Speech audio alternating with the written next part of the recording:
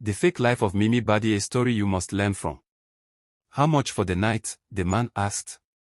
Short time is 30,000 Nigerian nairas and overnight is 700,000 Nigerian nairas, Mimi replied confidently. The man slowly wound down his car window, and tears rolled down his cheeks.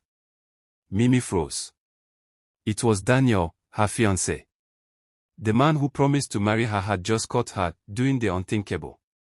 Mimi Aditeo was born in the trenches of Oldwell, a poor but lively neighborhood where everyone knew each other's business. Even at birth, people admired her bright skin and beauty. "Oh, this your pikin fine," neighbors said to her mother. Her mother, Mama Funk, adored her so much. She felt guilty for raising a child in poverty, so she spoiled Mimi with everything she could. Even when it meant going hungry herself, she'd save every coin just to buy her daughter things she didn't really need. But one mistake Mama Funk made, she never taught Mimi contentment. Whenever Mimi saw her friends with new toys or shoes, she would run home crying. "Mommy, I want that one too," she'd say. And her mother, desperate to please her, would find a way to get it. Still, Mimi was never satisfied. Every morning, she stood by the dusty roadside, watching rich parents drive their children to Royal Crest Academy in shiny SUVs, while she walked to her public school with worn-out sandals.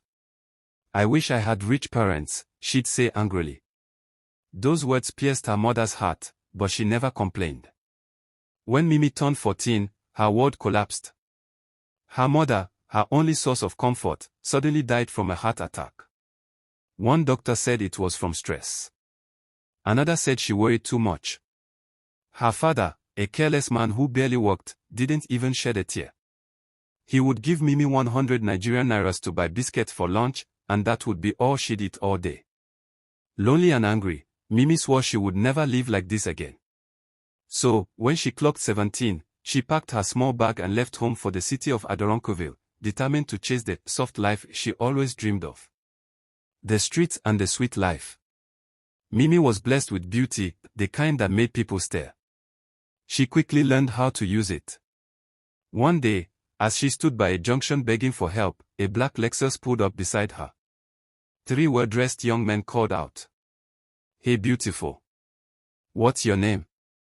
"Mimi," she said, pretending to be classy. The men laughed. "No need to form, dear. We just need your help. Talk to some clients for us, and we'll pay you." Just like that.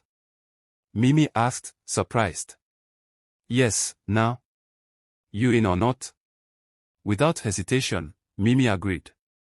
They took her shopping, bought her expensive dresses, wigs, shoes. They lodged her in a luxury apartment. She looked like a princess overnight. When the clients came, Mimi's charm won them all. The men made huge money, and so did she. With her first big pay, Mimi bought an iPhone 13 Pro Max and opened a social media account under the name @MimiBadiOfficial. Her followers grew fast. She started posting videos like, "Hey buddies. Here's how to live the soft life, work smart, not hard."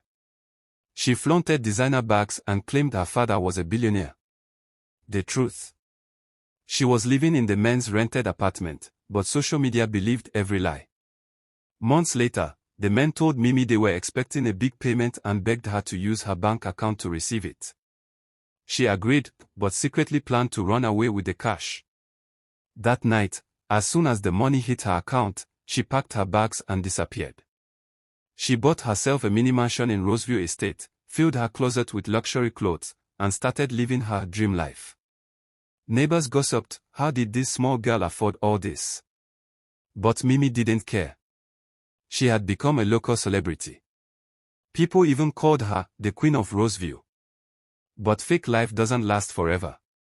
Soon, the stolen money started to finish. Her bills piled up: rent, clothes, food, lifestyle maintenance. She had no real job. Her followers began to notice. "Oh, Mimi Badi, why are you repeating clothes? Badi, your glow is going down." Pressure mounted. She couldn't go back to being poor. So, one desperate night, Mimi decided to start HK work, sleeping with men for money. She stood on Egbomi Street, wearing short dresses and heavy makeup so no one would recognize her. Men flocked to her easily. And just like that, she began earning again. She even bragged online, posting from hotel rooms. Just checking in for a little staycation, because I'm tired of my daddy's mansions. Her followers screamed, "President of the baddies." Unaware she was selling herself behind the scenes. One day, while shopping at Adronkerville Supermart, a sleek black Lamborghini stopped beside her. "Hi beautiful," said a tall, gentle man. "My name's Daniel."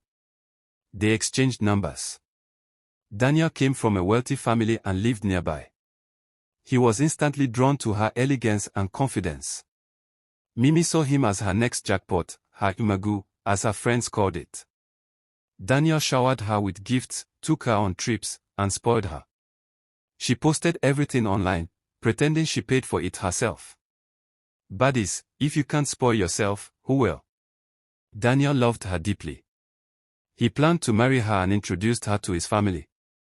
Mimi panicked, she wasn't ready for that level of truth. One evening, Mimi's friend called her. "Babe, come to the streets, oh. Plenty customers today." At first, she refused. But after her friend insisted, she joined. She stood by the roadside, chewing gum and calling out. Short time 50,000 Nigerian nairas, long time 100,000 Nigerian nairas.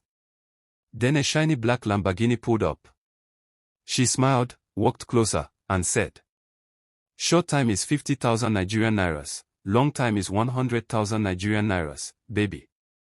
The man rolled down the window. It was Daniel.